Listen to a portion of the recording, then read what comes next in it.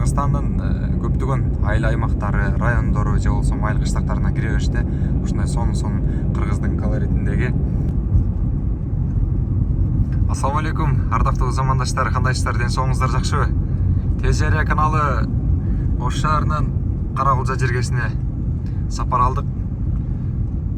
Көп убакыттан бери ар жакта, бер жакта жүрөсүн. Бүгүн тойго алып барып келейин деп Тойгонбай деген агам мени Каракулжа жергесине алып кетти. Бүгүн күнгө карай жума. Жумаңыздар мубарек болсун, ардактуу замандаштар. 8 август. Жай мезгилинин 3-айынын 8-күндө турабыз. Жолдор болсо снос болуп эле калып кетпестен, мурунку кээ бир бийликтегилер, кээ бир жумуш жасагандар бир жерди бузуп же болсо оңдоп баштаса, ошол бойдон кышка калып, анан жасалбай калып кетчү жумуштарчы. Азыр өзүнчө бир тарых болуп атат. Ошто эле эмес, өзгөндө эле эмес, Кыргызстандын булунгучундагы көптөгөн аймактарда мына ушундай жаңы жолдорду кеңейтип, чоңойтуп, мындайча айтканда, анан реконструкциялык абал аябагандай жакшы жүрүп жатат. Могул жакта ошо болсо өзгөн район дейт. Бакмал орто мектебинин жанынан өтүп кеттибиз. Ушинтип видео ролик кылып атайын бизден чет мамлекетте жүргөн мекендештерибизге, мусулман бир туугандарыбызга, кыргызстандык мекендештерибизге видео ролик катарында көргөзүп коелу деп атабыз. Эми толук маалымат бере албасак дагы сиздерге ошол видео ролик катарында чыгарылыш кылып көргөзөлү деп турабыз. Мурундар могул асфальт аябагандай тар болгон. Тешилген жол, жаман жолдун абалы аябагандай көп болчу. Азыр болсо монтип бордюрлар коюла баштаптыр. Анан тротуардагы каралат окшойт да, чет жактаргачы. Адамдар жөө баскан. Көрүп турасыздар, эки тарабына экен. Бул жакта айылдар бар, үйлөр. Бул жактар болсо бүтүп калыптыр.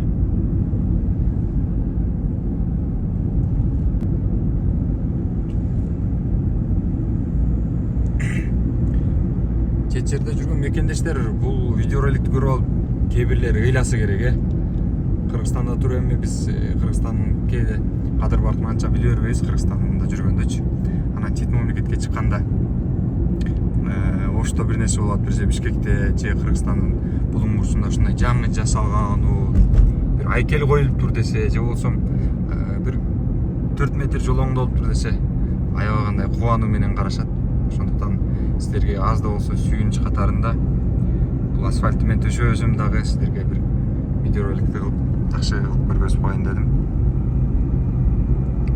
Сапарыбызды ушу улап баратабыз эми.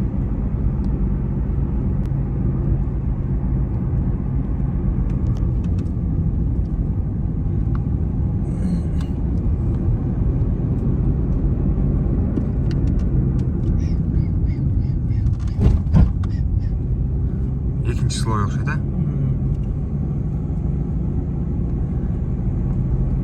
Тойгонбай ага, ушул жол боюнча оюңузду, өзүңүздүн жакшы сөздөрүңүздү айтып кетпейсизби, өнүгүү боюнча?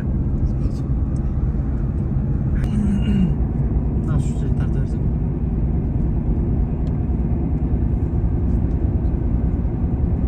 Өзүксүздүктөр ортолукка мына линия сызылыптыр.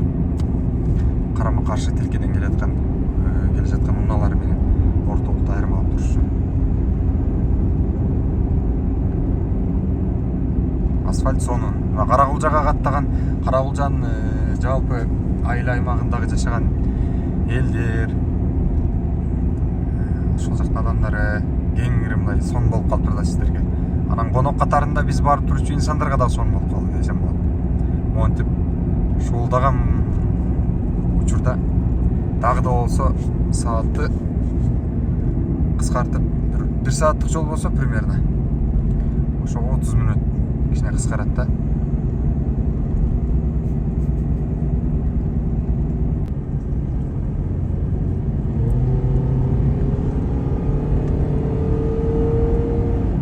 Тиконы эжебиз башкарып кетип атат.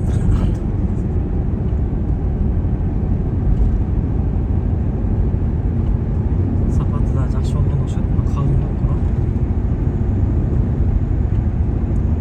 Siz ата? Сағатшы?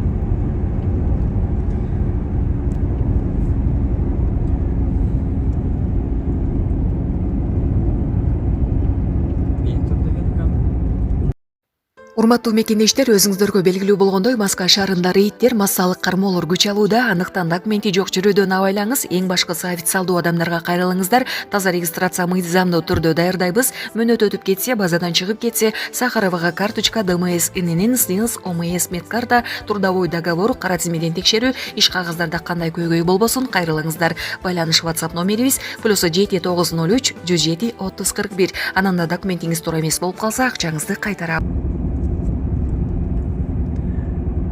Мырзаке, айлына башпактык.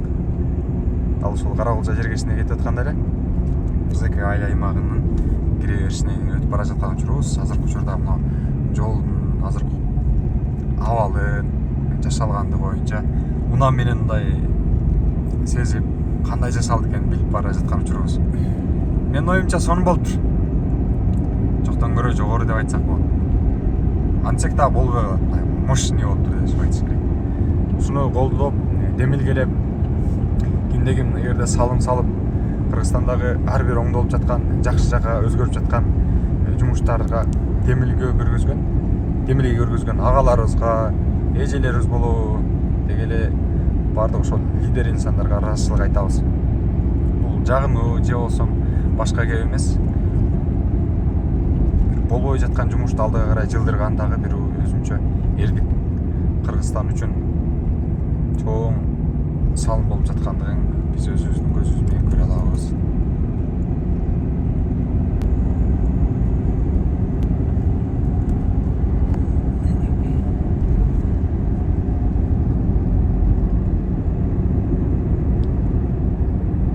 Көп убакыттан бери ушу Каракулчага кеткен жолду тартып чыгарып койчу, көрөлүчү дегендер. Мына жол катары азыр жанагы Каракулчага кире бериш арка бар го. Ошол жерге чейин тартып көргөзөм. Кыскартып жол көрдү сиздергечи.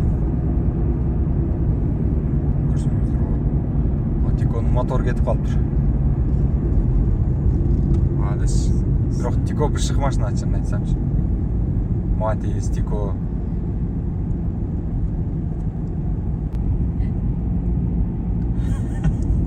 Эң нан табарман машина деп, уна деп көбүнчө Тикону, Матизди, Лабону айтат, билесиздерби? Анан калгандары расходный уна да. А буларга бир 4төн, 5тен, 6дан ашыгыраак адамды эле салып ала бересиң го. Эми жол катар алдыбыздан Тико чыгып калган үчүн айткым келди. А жолдо болсо кеп жок. Сонун кылып жасалыптыр.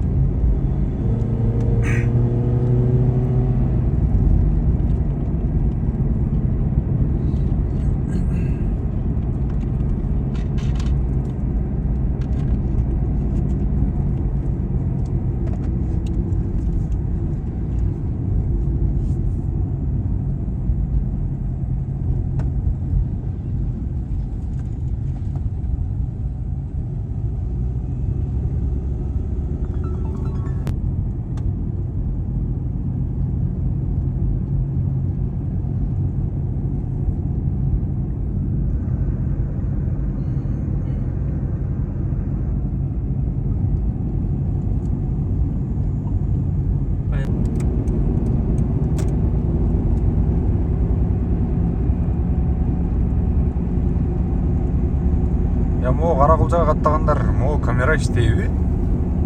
Билесиздерби? Мындагы эгерде билсеңиздер жазып коюңуздарчы.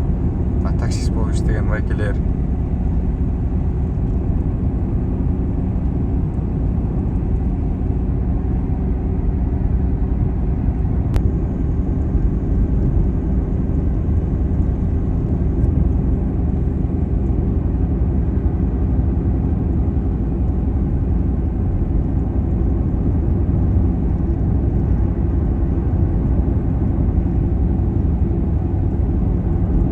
Жолдун четине да болсо атайын тосмолор орнотулуп атыптыр азыркы учурда.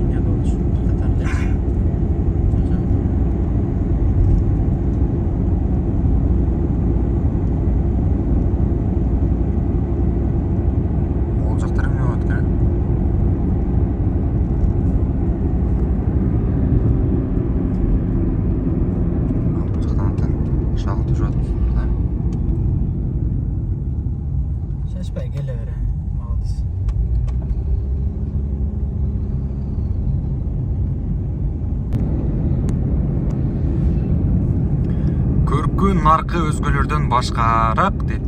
Каракулжа ушул жерден башталат дейт. Караңыздарчы.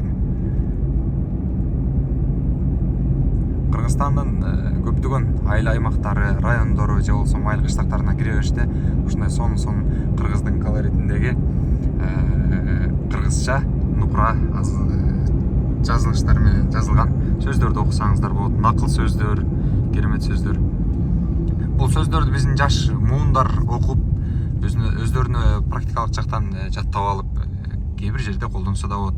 Асфальттын калыңдыгы аябагандай сонун экен. Анан көпчүлүк учурда айтып калышат экен. Калыңдыгында эмес дейт. Мынау азыр күн ысык аябагандай ысык. Оор жүк ташуучу унаалар үстүндө жүрүшөт. Бирок отуруп кеткен жери жок. Мен азыр көрүп келе жатканымдан толук жыйынтык катарында айтып аткан сөзүм.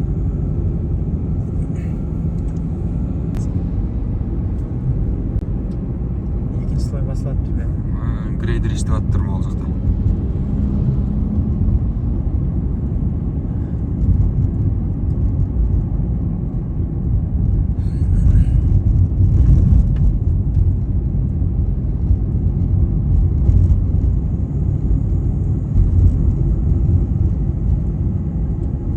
Байкелер чарчаган окшойт да.